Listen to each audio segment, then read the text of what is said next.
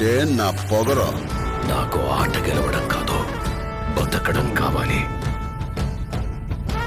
ఆడికి ఆట ఆడటమే తెలుసు, మనకు ఆట ఆడించటం కూడా తెలుసు. ఎక్కడ ఈ ఆటకు నా కొడుకు?